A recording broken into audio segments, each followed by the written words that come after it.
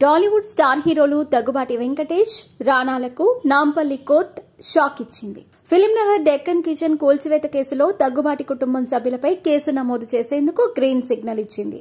దగ్గుబాటి వెంకటేష్, సురేష్, రానా, అభిరామ్లపై case నమోదు చేయాలని పోలీసులకు నాంపల్లి క్రిమినల్ కోర్టు ఆదేశాలు జారీ చేసింది. కాగా డెక్కన్ కిచెన్ యజమాని నందకుమార్ ఇచ్చిన ఫిర్యాదుపై నాంపల్లి కోర్టు సోమవారం విచారణ చేపట్టింది. కోర్టు ఆదేశాలను ధిక్కరించి దగ్గుబాటి ఫ్యామిలీ డెక్కన్ కిచెన్ కూల్చివేతకు పాల్పడ్డారని నందకుమార్ తన ఫిర్యాదులో పేర్కొన్నారు. కోట్ల రూపాయల విలువైన బిల్డింగ్ ని ధ్వంసం చేసి ఫర్నిచర్ ఎత్తుకెళ్లారని ఫిర్యాదులో ఆరోపించారు. లీజ్ విషయంలో తనకు కోర్టు ఆదేశాలున్నప్పటికీ అక్రమంగా కూల్చివేశారని పేర్కొన్నారు. 60 మంది ప్రైవేట్ బౌన్సర్లను పెట్టుకుని హోటల్ ని ధ్వంసం చేశారని అన్నారు. దీనివల్ల తనకు 20 కోట్ల నష్టం వాటిల్లిందని చెప్పారు.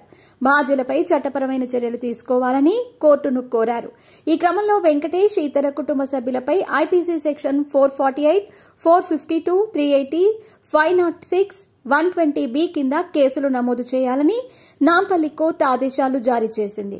టాలీవుడ్ స్టార్ హీరోలు దగ్గుబాటి వెంకటేష్, రానాలకు నాంపల్లి కోర్టు షాక్ ఇచ్చింది. ఫిలింనగర్ డెక్కన్ కిచెన్ కూల్చివేత కేసులో దగ్గుబాటి కుటుంబం సభ్యులపై కేసు నమోదు చేసేందుకు గ్రీన్ సిగ్నల్ ఇచ్చింది.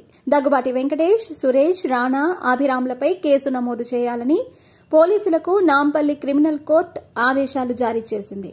కాగా డెక్కన్ కిచెన్ యజమాని నందకుమార్ ఇచ్చిన ఫిర్యాదుపై నాంపల్లి కోర్టు సోమవారం విచారణ చేపట్టింది.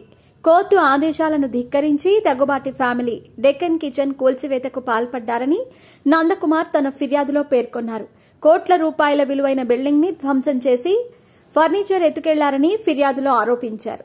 లీజ్ విషయంలో తనకు కోర్టు ఆదేశాలున్నప్పటికీ అక్రమంగా కూల్చివేశారని పేర్కొన్నారు. 60 మంది ప్రైవేట్ బౌన్సర్లను పెట్టుకుని హోటల్ ని ధ్వంసం చేశారని అన్నారు. దీనివల్ల తనకు 20 కోట్ల నష్టం వాటిల్లిందని చెప్పారు. బాధ్యులపై చట్టపరమైన చర్యలు తీసుకోవాలని కోర్టును కోరారు.